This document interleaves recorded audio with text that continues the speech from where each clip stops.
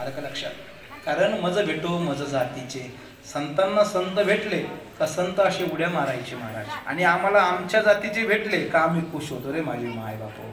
ही का अशी एवढीशी ओढ असते लक्षात ठेवा.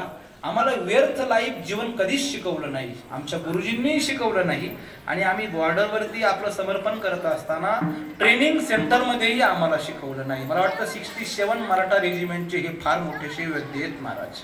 हा, सुभेदार मेजर हे पद फार मोठं आहे, त्यांच्या खांद्यावर अशोक स्तंभ आहे. आलं का लक्षात? काय आहे तुम्ही जरा निरीक्षण करून बघा, काय अशोक स्तंभापर्यंत जायचं म्हणजे एवढं सोपं नाहीये, लक्षात ठेवा. हा, ही चिकाटी फार मोठी असते, ती फार थोड्या मोठ्या भाग्यवान लोकांना मिळते महाराज. आलं का लक्षात? आम्हा सैनिकाचा अभिमानच याच्यात आहे का जे भारत मातेच्या सेवेकरता अगदी अस्तित्वानं नटून आपलं स्वतःचं शौर्य दाखवून गेलेले आहेत. असं शौर्य आमच्या हातून काढावं आणि त्या शौर्याचं पदक आमच्या खांद्यावरती लागावं, हा आमचा अट्टहास असतो. त्याला म्हणतात सैनिक. आलं का लक्षात? आज दादांनी 31 वर्ष सेवेचे परिपूर्णतेला नेत असताना, अप्रतिम अति सुंदर असं जीवन जगत असताना, निमित्त मात्र आपला स्वतःचं देह या 5 ठिकाणी कामी लावलेलं आहे. देवासाठीही देह असेल जिजविला, संत सेवेसाठीही जिजविला, महाराज म्हणतात मायबापाच्या सेवेसाठीही जिजविला. आणि मला एक गोड वाक्य अविनाश भाऊंनी पाठवलेलं आहे माझ्या व्हॉट्सअपमध्ये, त्या वाक्याची मी एकदा पुनरावृत्ती करतो तुमच्या समोर. एक गोड वाक्य आहे महाराज का बापानं विरोध केला देश सेवेत जाऊ नको, परंतु पाठीमाग पाहिलं नाही त्याच दादांचा खरा मोक्ष आहे. बाप शब्दानं विरोध केला जाऊ नकोस, पण पाठीमाग वळूनही पाहिले नाही त्याच्यात खरा मोक्ष ह्या माणसाला मिळाला, लक्षात ठेवा. आणि दुसरे एक गोड वाक्य बोलतो, अविनाशनी लिहून पाठवलं महाराज, ज्या वेळेस सेवेतून घरी यायचे सुट्टीवरती, त्यावेळेस आल्याच्या नंतर आपले जे पैसे आहेत ना, बाप घेत नस किंवा बाप बोलत नस, बाप कधी मागत नस, पण जाता वेळेस नव्हे तर आल्याच्या नंतर त्याच रात्री कपाटामध्ये ते पैसे ठेवून द्यायचे, आणि जाईपर्यंत त्या पैशाकडे न पाहणं. याचा अर्थ मायबाप सेवेमध्ये काय सेवा असेल या व्यक्तिमत्वाची, तेथेच खरा मोक्ष आहे महाराज, तेथेच खरा मोक्ष आहे. आलं का लक्षात? असे गोड गोड आपले स्वतःचे जीवनाचे चरित्र अस्तित्व घडत असताना महाराज म्हणतात, चिताऱ्या चित्रे काढी भिंतीवरी, तैसे जग सारे अवघे हे, अरे पोरे ओ खेळती खेळूने मोडती, टाकून या जाती आपुल्या घरात. सगळे पोरं खेळ खेळणारे माझे नरहरी महाराज सांगतायत का सगळे पोरं खेळ खेळणारच आहेत, नाही का? बारीक बारीक मुलं खेळ खेळायचे बघा, असं हात ठेवायचे आणि वरनं माती थापडतात, नाही का? माती, ओली माती थापडायची आणि अलगद असा हात बाहेर काढायचा. पण कधी काढायचा? आईनं हात मारली का लेकरानं हात असा काढून घ्यायचा आणि पळत सुटायचं. मला सांगा ते घर राहिलं का? तसं प्रत्येकाचं हे घर जाणारच आहे ना, एकदा त्यानं हाक मारली का हे घर मोडणारच आहे. पण मोडण्याच्या अगोदर तुम्हाला सांगून जाईल, लक्षात ठेवा, सैनिक असतो तरी काय. बऱ्याच ठिकाणी तुम्ही आम्ही सैनिक ऐकतो मायबाप हो, अनुभवातले बोल आहे म्हणून माझ्या सैनिक मित्रांनी सांगितलं महाराज व्यासपीठावर जरा सैनिक मांडा, म्हणून या ठिकाणी मी 10-5 मिनिटं थोडी जास्त घेतो. याला लक्षात का तर आपलं जीवन व्यर्थ जायला नको. तुकोबाराय म्हणतात व्यर्थ जीवन कोणाचं जातं? शास्त्रामध्ये तुम्हाला पुरावा देऊन टाकतो पहा. ज्याच्या का 80,000 बायका होत्या, किती होत्या? 80,000 बायका. ज्याच्याकडे 1.25 लाख नातू होते असं म्हणतात, ज्याच्याकडे अनेक प्रकारची इस्टेट होती असं म्हणतात, नाही का? त्या इस्टेटची तुलना करत असताना 5 लक्ष, 7 लक्ष, 1 कोटी, 7 कोटी बरोबर 8 कोटी 12 लाखाची अशी इस्टेट आहे. अशी त्याच्याही पलीकडे सांगतो बघा, ज्याच्या दरबारात खंडोबाराय दाढी करायला असायचे, ज्याच्या दरबारामध्ये वारा झाडायला असायचा, ज्याच्या दरबारामध्ये असं म्हणतात का ब्रह्मदेव पंचांग सांगायचे, आणि ज्याच्या दरबारामध्ये असं म्हणतात का अग्निदेव कपडे धुवायचे, एवढा मोठासा दरबाराची ज्याची ताकद होती, त्याच्या पुढे जाऊन सांगतो बघा, ज्याच्याकडे एवढी ताकद असूनही पण 33 कोटी देवांना बंदिष्ट ठेवण्याची पात्रता होती असं म्हणतात. याच्याही पुढे जाऊन सांगतो, ज्याच्याकडं देवाची अर्धांगिनी पळवण्याची पात्रता होती, याच्याही पुढे जाऊन सांगतो, ज्याच्याकडं कर्तुम अकर्तुम अन्यथा कर्तुम शक्ती ज्यानं प्राप्त करून दिली तो सृष्टीचा चालक मालक, यालाही स्वतः आपल्या बरोबर पाठीमागं आणण्याची ताकद ज्याची होती त्याला रावण असं म्हणतात. पण त्याची जर का कृपा झाली का वानराच्या हातून सुद्धा ही सगळी कृपा नष्ट होऊन जाते महाराज, नाही का? वानरा हाती लंका घेवविली म्हणे तुका. महाराज म्हणतात, तुकाराम महाराज सांगतात का लंका वानराच्या हातून काढली, तशी तुमची आमची लंका ही वानराच्या हातून जाऊ देऊ नका. आलं का लक्षात? हा, वानराच्या हातून न जाण्यासाठीचे काही पर्याय आहेत का? आहेत ना महाराज पर्याय.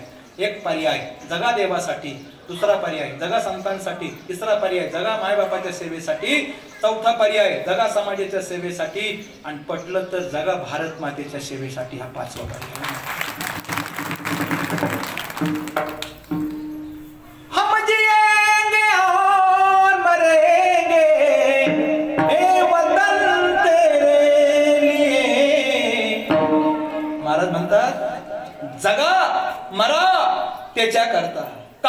का तर त्याने तुम्हा आम्हाला ज्या कुशीत आणून ठेवलेलं आहे, नटवलेलं आहे, ज्या कुशीमध्ये तुम्हा आम्हाला बागडलेलं आहे, खेळवलेलं आहे, ती कुशी किती पवित्र आहे महाराज.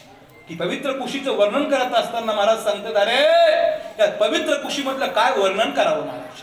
या पवित्र कुशीमध्ये देवदेवतेचं आराध्य आहे, या पवित्र कुशीमध्ये साधू संतांचं आराध्य आहे, या पवित्र कुशीमध्ये माझ्या माय आणि बाप जगन्नाथ पद्धतीने नटलेल्या माझ्या देवांचं अस्तित्व आहे. या पवित्र कुशीमध्ये बाळगोपाळांचा आराध्य आहे, आणि या पवित्र कुशीमध्ये नटून बसलेल्या माझ्या सृष्टीच्या चालक मालक अभियंता नियंता सृष्टीचा चालक मालक माझा ईश्वराधीश साक्षात पंढरीश पांडुरंगाचं अस्तित्व आहे. तिचं रक्षण करणं ज्याला कळालं त्याला सैनिक म्हणतात. त्याला सैनिक म्हणतात. गोड सांगेल तुम्हाला सैनिक लक्षात ठेवा. सैनिक दुसरा तिसरा कोणीच नाही रे माझे माय बाप हो. ज्या वेळेस ट्रेनिंगला जातो ना त्यावेळेस भर दुपारी उठून ज्याला परेड ग्राउंड वरती रगडलं जातं त्याला सैनिक असं म्हणतात. सैनिक दुसरा तिसरा कोणीच नव्हतो. भर असणाऱ्या 100-200 माणसांची लाईन लागते. त्या लाईन मध्ये आपलं लाईन न मोडता त्याच अस्तित्वाला उभं राहून ती लाईन परिपूर्णतेला नेईपर्यंत आपण आपलं स्वतःचं अस्तित्व जागरूक ठेवावं, त्याला सैनिक असं म्हणतात. त्याच्याही पुढे जाऊन सांगतो मायबाप, कदाचित एखाद्या वेळेस कितीतरी टेम्परेचर अगदी खालच्या वरच्याला बसण्याची वेळ येते त्याला सैनिक असं म्हणतात. एवढंच नाही, जी आज्ञा केली त्या आज्ञेला मरेपर्यंत पाळणं, त्या आज्ञेचं मरेपर्यंत पालन पोषण करणं याला सैनिक म्हणतात. म्हणून सांगून जाईल मराठा रेजिमेंट 1767 याच्यामध्ये आपलं जीवन प्राप्त करत असताना तुमच्या आमच्या तालुक्याचं वैभव माय बाप हो, ज्या वैभवाचं नाव आजही घ्यावं वाटतं व्यासपीठावरती. ज्यांना वास्तविक फक्त व्हिक्टोरिया क्रॉस परमवीर चक्र विजेता प्राप्त, आंतरराष्ट्रीय मोठ्या बाजारपेठेमध्ये ज्यांना व्हिक्टोरिया क्रॉस पुरस्कार प्राप्त मिळालेला आहे ते व्हिक्टोरिया क्रॉस पुरस्कार प्राप्त निमजगाव निवासी असं म्हणतात. नाव काय महाराज? व्हिक्टोरिया नामदेवराव जाधव. आजही पण मराठा रेजिमेंट मध्ये तुम्ही जाऊन बघा, त्या व्यक्तिमत्वाचं नाव सोनेरी अक्षरामध्ये कोरलेलं आहे. परेड ग्राउंडला नाव आहे. एवढंच नाही, भारत देशामध्ये नाव असणं हा आमचा मोठासा अभिमान नाही. ज्यांचं आजही आंतरराष्ट्रीय बाजारपेठेमध्ये भर इंग्लंडच्या दरबारामध्ये याचं नाव आहे, आणि ज्या तालुक्याचं नाव आहे तो तालुका संगमनेर तालुका आहे. एवढी ख्याती घडवून आणत असताना, आपल्या ह्या तालुक्याची उज्ज्वल कीर्ती प्राप्त करत असताना एकच बोलावं असं वाटतं. का त्या जीवाला वाटलं नसेल का माझं कुटुंब माझी वाट पाहत असेल? का त्या जीवाला वाटलं नसेल का माझी बहीण माझी वाट पाहत असेल? का त्या जीवाला वाटलं नसेल का माझा भाऊ, माझा सवंगडी, माझा आपतेष्ट गणगोत्र नातेवाईक मित्र परिवार, माझा बाप आई माझी वाट पाहत असेल? पण नाही माझे माय बाप हो, आपलं समर्पण करायचंय ते आपल्या देशाकरता, आपलं समर्पण करायचंय ते आपल्या भारत भूमीच्या रक्षणाकरता, आपलं समर्पण करायचंय ते महापुरुषांच्या रक्षणाकरता, आपलं समर्पण करायचंय ते आपल्या ह्या माय बापांना वाचवण्याकरता. आणि म्हणून जगाच्या दरबारामध्ये असं म्हणतात का अरे जवळजवळ 60, 62, 63 जणांचे मृतदेह आपल्या स्वतःच्या खांद्यावरती वाहून ते 1 किलोमीटर नदीमध्ये स्वतःच्या पाठीवर टाकून त्या कडेचे ह्या कडेला आणणारा जो कोणी शूरवीर परमवीर चक्र विजेता प्राप्त व्हिक्टोरिया क्रॉस कोण जर असेल तर तो नामदेवराव जाधव आहे. माय बाप एवढी मोठी ख्याती आहे, एवढी मोठी ख्याती आहे. आणि म्हणून एकच बोलेल माझी माय बाप, हम जिएंगे और मरेंगे हे वतन तेरे लिए, दिल दिया है वतन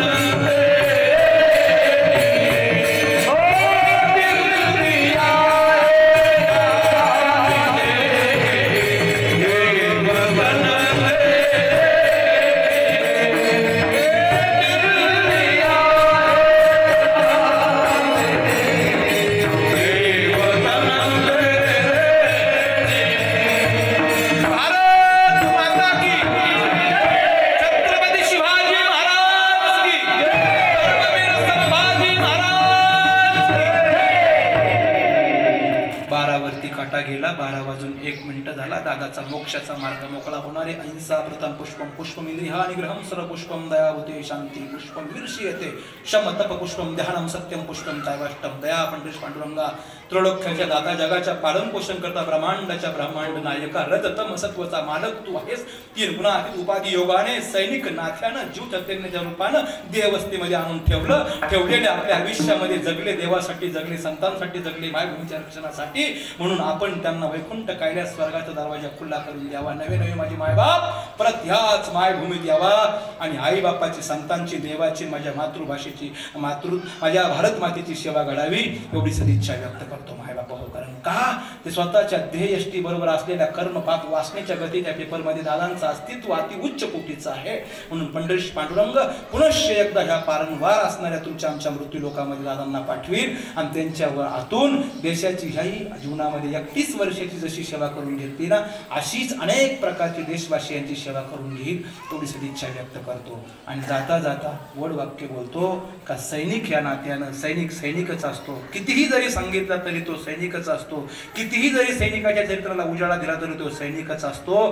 कितीही जरी सैनिकाचं सैनिक चरित्र तुमच्या आमच्या जवळ मांडलं तरी तो सैनिकच असतो. फक्त सैनिक सैनिक असतो हे नाही तर वास्तविक पाहता एका पारड्यात संत आणि सैनिक समान दृष्टीमध्ये अवलोकनासाठी येतात. तर किती मोठे सैनिक असतात हेच आपल्या आचार विचारामध्ये ठेवा आणि ठेवून आपल्या सैनिक नावाच्या शब्दाला इज्जत द्या. आज दादांचं अपुरं असे आयुष्य भगवंतांनी दादांना दिलं. महाराज म्हणतात गेले दिगंबर ईश्वर युभूती राहिल्या त्या कीर्ती जगा माझी दादांची कीर्ती पाठीमागं आहे. ती एका सुरंजीवाच्या रूपानं असेल, सुकन्याच्या रूपानं असेल. ती सुचिरंजीव सुकन्या आणि सुचिरंजीव यांच्या असणाऱ्या शिदोरीमध्ये दादांची पुण्याची जी काही शिदोरी आहे ती अशीच भरभरून उच्च राहावी. त्यांच्या असणाऱ्या वाटचालीमध्ये त्यांना देशाकरता काही मार्ग सुचावा, त्यांना समाजसेवेसाठी काही मार्ग सुचावा, त्यांना देवाकरता काही मार्ग सुचावा, त्यांना संत सेवेकरता काही मार्ग सुचावा अशी अपेक्षा व्यक्त करतो. आणि ह्या ठिकाणी घेतलेल्या सेवेला पूर्णविराम. ज्ञानेश्वर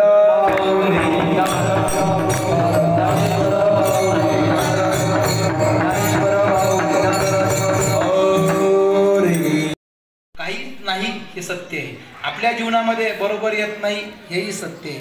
आपल्या जीवनामध्ये आपल्या बरोबर काही येणार नाही, मग येणार काय? जी शिदोरी आहे ती सत्य आहे आणि ती सत्य शिदोरी पिंगळ्याच्या रूपानं मांडतात. महाराज म्हणतात नाही समजलं का? अहो नाही समजलं का? अहो नाही समजलं का? पिंगळा बोलतोय नाही समजलं का? अहो पिंगळा बोलतोय नाही समजलं का? नाही समजलं का? अहो नाही समजलं का? पिंगळा बोलतोय नाही समजलं का? नाही समजलं का? अहो नाही समजलं का? पिंगळा बोलतोय नाही समजलं का?